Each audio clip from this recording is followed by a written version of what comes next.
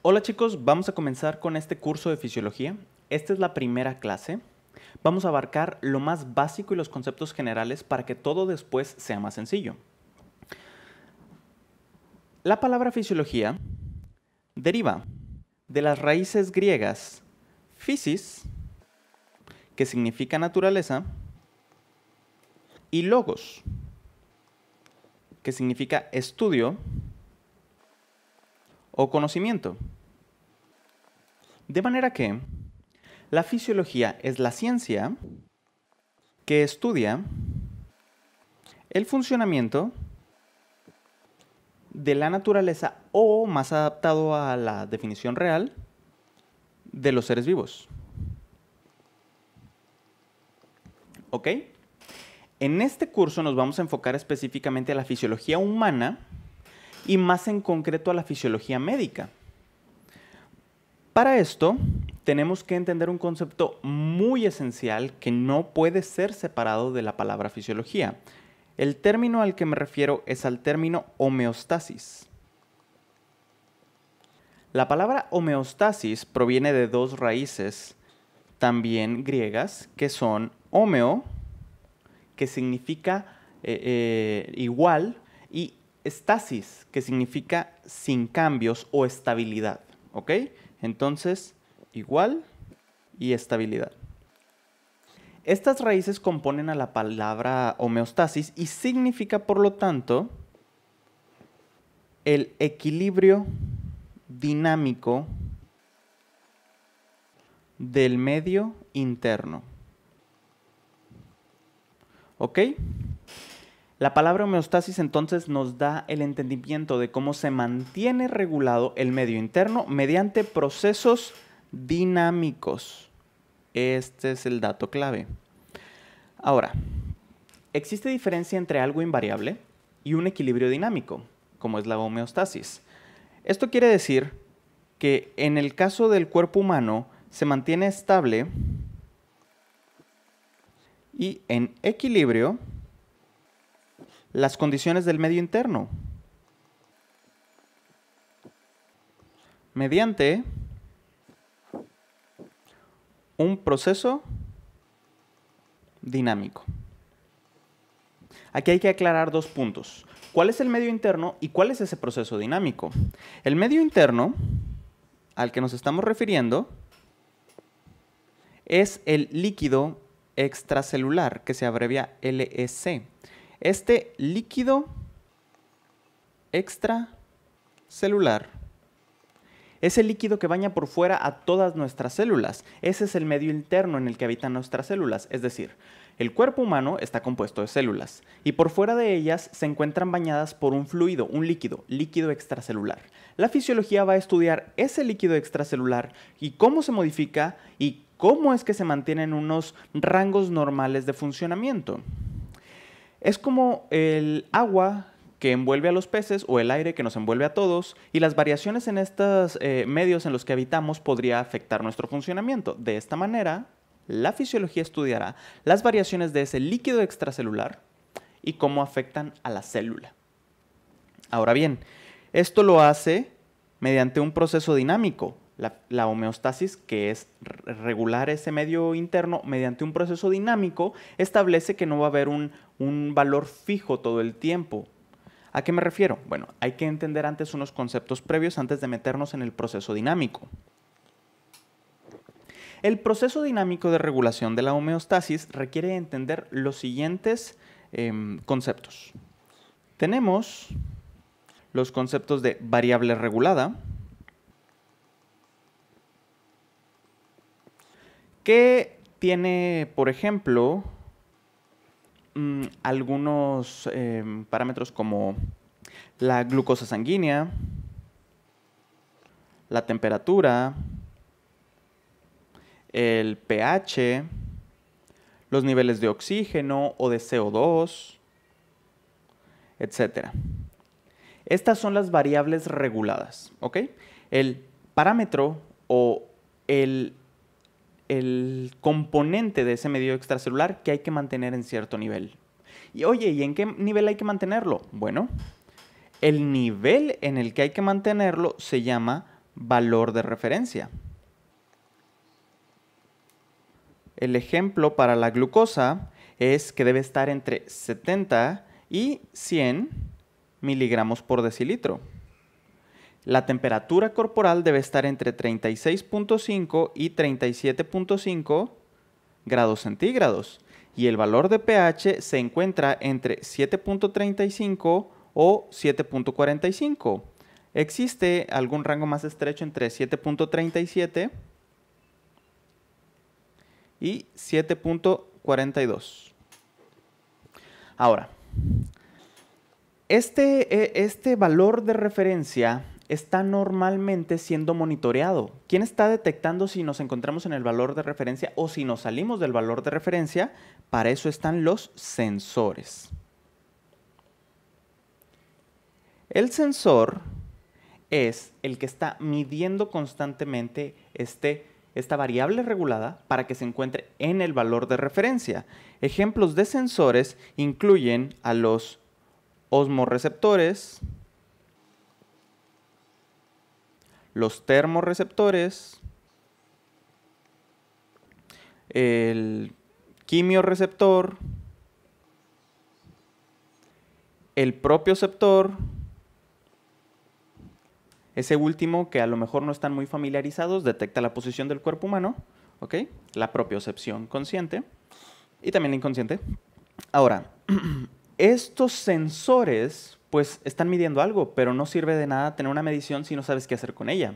Entonces envían esta señal al centro de integración. El centro de integración generalmente encontrado en el hipotálamo y en diferentes núcleos del hipotálamo. Hay algunos ejemplos que salen de esta norma, pero el hipotálamo es el mejor ejemplo de centro integrador de información del cuerpo. Toma la información, la compara con el cómo debería de estar y decide qué hacer. Entonces el centro de integración envía una señal a los efectores. Como bien podrían ser cualquier componente del cuerpo que haga un cambio en el medio interno. Puede ser el efecto del hígado para liberar insulina. Puede ser que liberes insulina, liberes glucagón. Puede ser que vaya a la piel para vasodilatar, vasoconstreñir, etc. ¿Ok?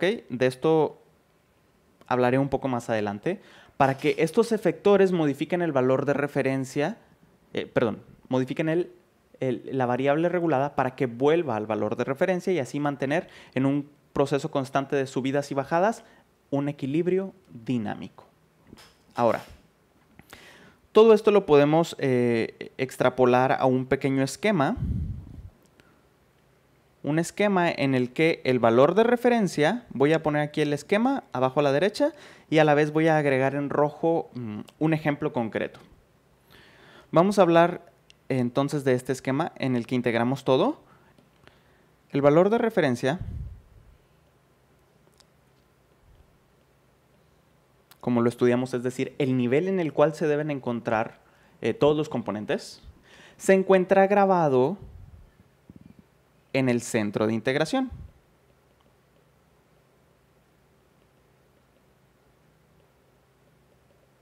¿Ok? El centro de integración sabe qué nivel debe de haber de X o Y componente. Este centro de integración está constantemente recibiendo información ¿de quién? De los sensores. Y estos sensores están detectando constantemente cómo están los niveles y se la pasan la información entonces al centro de integración. Este la recibe y la compara con el valor de referencia. Dice, ah caray, esto se salió del valor de referencia. Subió o bajó más de lo debido. Déjame mando una señal para que actúe ¿quién? El efector. Y el efector modifique la variable regulada hasta que el sensor que siempre está midiendo diga, ah, ¿sabes qué? Ya llegó al nivel correcto, ya. Ok, bueno, aquí está la información más bien, se la pasa el sensor y luego el centro de integración dice ya llegamos al nivel correcto. Muy bien. Pongamos un ejemplo concreto. Hablemos de la variable regulada temperatura, la cual sabemos que se debe de encontrar en un valor de referencia de 36.5 a 37.5 grados centígrados. Y esa información se encuentra guardada en el centro de integración, es decir, en el hipotálamo en este caso, en algunos núcleos específicos que ya veremos posteriormente en neurología. En el hipotálamo se encuentra esta información y los termorreceptores constantemente están midiendo la temperatura corporal. Y cuando el hipotálamo detecta que la temperatura, por ejemplo, se está yendo muy abajo y estás cayendo en una hipotermia, manda el hipotálamo una señal a los efectores. En este caso, si la temperatura está bajando mucho, la señal es para que aumenten la temperatura. En este caso, el efecto sería sobre el músculo y la piel. Por ejemplo, el músculo empezará a contraerse y tiemblas. Tiemblas cuando te está disminuyendo la temperatura corporal para aumentar tu producción de calor. A la vez, la piel generará una constricción de los vasos sanguíneos cutáneos para evitar que haya mucho flujo sanguíneo a la piel y así no pierdas calor. De esta manera, conservas el calor más los músculos fabricando calor, entonces restableces tu temperatura corporal. Esa es la función de temblar en base a todo este proceso.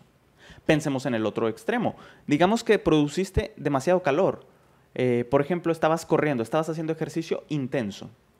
Y entonces te subes de 37.5 grados y dice el cuerpo, oye, ¿sabes qué? El sensor dice, se subió demasiado la temperatura. Déjame enviar una señal al efector para que baje la temperatura. En ese caso, también hablaría con la piel y con las glándulas sudoríparas. Esta vez para que la piel haga vasodilatación cutánea y haya más flujo sanguíneo a la piel que así permita liberar calor, a la vez que las glándulas sudoríparas hagan su acción de sudoración para perder calor mediante evaporación. Y así es como este proceso se mantendrá en el equilibrio de 36.5 a 37.5 mediante procesos dinámicos. Todo este es el componente principal, esta es la esencia de la fisiología, entender cómo se regulan los valores, las variables reguladas para mantener una homeostasis, un equilibrio dinámico de las condiciones del medio interno. Ahora bien, dejando esto claro, podemos pasar al siguiente concepto. La forma en que actúan estos fenómenos requiere entender unos términos bien particulares. Tenemos el concepto de retroalimentación positiva,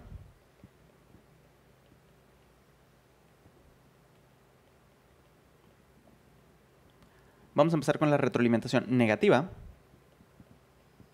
Pongamos por acá la retroalimentación positiva.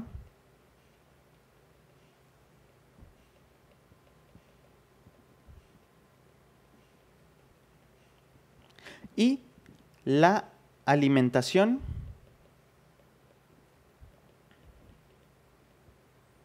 anticipada o hacia adelante.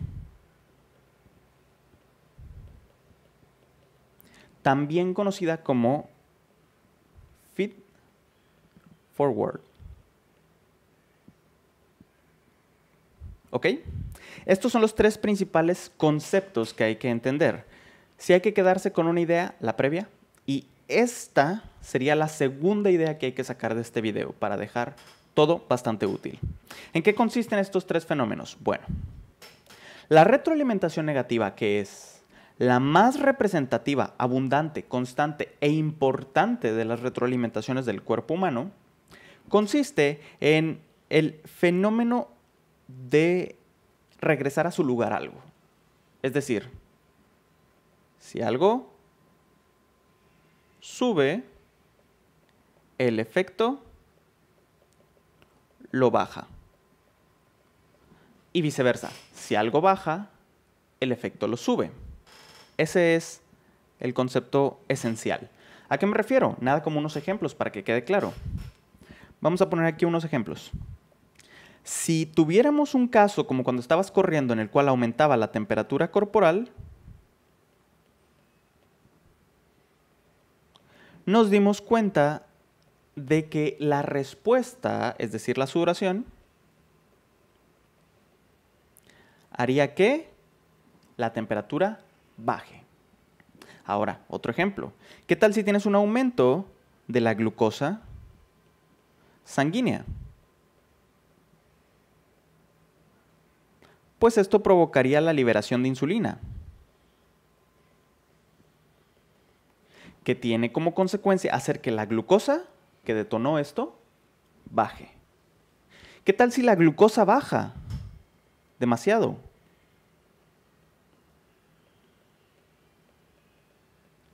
Bueno, eso provocaría que el hígado, en respuesta al glucagón, libere glucosa hepática de las reservas de glucógeno. Y con esto de liberar glucosa del hígado, subes la glucosa. Y entonces este es el concepto esencial. La retroalimentación negativa es el efecto contradice al estímulo y así se mantiene el equilibrio. Sube, lo bajo, baja, lo sube. Esto no tiene caso seguir viendo ejemplos porque básicamente todo lo que ocurre en el cuerpo humano tiene esta función, ¿ok? Todo en el cuerpo humano básicamente consiste en un fenómeno de retroalimentación negativa, por lo cual, hablando de las excepciones, pasemos a los siguientes términos. La retroalimentación positiva, en cambio, es algo curiosa. Si algo sube, el efecto lo sube más. ¿Cómo? Suena patológico, ¿no? Suena a que esto es un problema. Bueno, no, porque hay unos pocos procesos corporales que requieren de este fenómeno de retroalimentación positiva para funcionar adecuadamente. Y te voy a plantear 3 de los ejemplos que son lo más representativo de la fisiología. Te voy a dar primero un ejemplo que te resultará muy simple e intuitivo y otros 2 que ya con el paso de los cursos y parciales y temas terminarás por comprender del todo. Los ejemplos en este caso abarcan, número 1, el parto. El parto es el mejor de los ejemplos y fácil de entender para todo el mundo. Todos entienden lo que es el parto. Es cuando el producto de la concepción, el feto, el bebé, está en el útero y mediante las contracciones uterinas será expulsado. Bueno, esto se detonó en un inicio porque el producto ya en su tamaño aumentado comprime con su cabeza. El bebecillo está ahí ya con la cabeza pegada al cérvix de la mamá y esa presión provoca un estímulo que libera oxitocina. ¿Se imaginan? ¿Okay? Está el feto en el cérvix y eso libera oxitocina, una hormona que provoca la contracción del útero. Y con la contracción del útero, pues se aplasta al bebé, que hace más presión contra el cérvix, que hace más liberación de oxitocina, que contrae más el útero, que aplasta más el cérvix, que libera más oxitocina, que aplasta más el útero, y ese proceso se aumenta, se aumenta, se aumenta, y así es el parto. Va aumentando hasta que se acaba cuando el producto es expulsado. Es una retroalimentación positiva, pero es necesaria para el funcionamiento corporal. Imagínense que eso se regulara, nunca saldría el huerco. Bueno, ahora, el otro ejemplo es la coagulación. Cuando tú te haces una pequeña cortada, la salida de la sangre y tiene contacto con la colágena en el tejido conjuntivo, eso activa la cascada de la coagulación que forma un pedacito de coágulo. Y el pedacito de coágulo tiene factores que activan más coágulo y más coágulo y más coágulo. Y así se activa más y más coágulo hasta que queda completamente sellado el orificio que te hayas generado. ¿Ok? Por eso es necesario que funcione de esta manera. Ya veremos luego otros procesos que evitan que eso se extienda hasta el interior. El tercer fenómeno representativo de la retroalimentación positiva es el potencial de acción.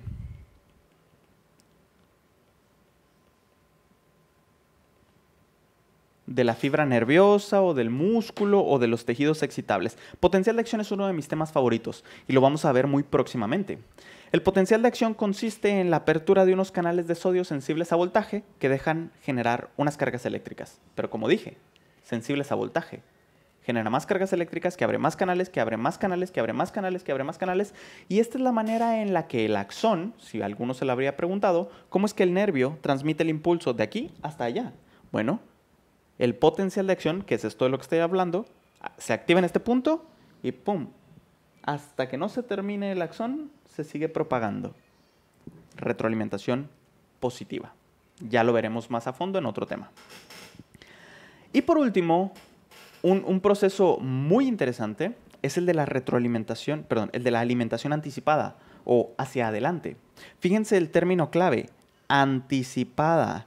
Aquí no hubo un estímulo propiamente, bueno, sí hay un estímulo, pero no es una alteración de la variable regulada de origen. No es que se haya salido del valor de referencia que estábamos platicando. No, esto es anticipado. Esto es antes de que lo necesites o esté ocurriendo algo, ya estás teniendo efectos. Hay un ejemplo súper representativo que les ayudará a entender todo esto.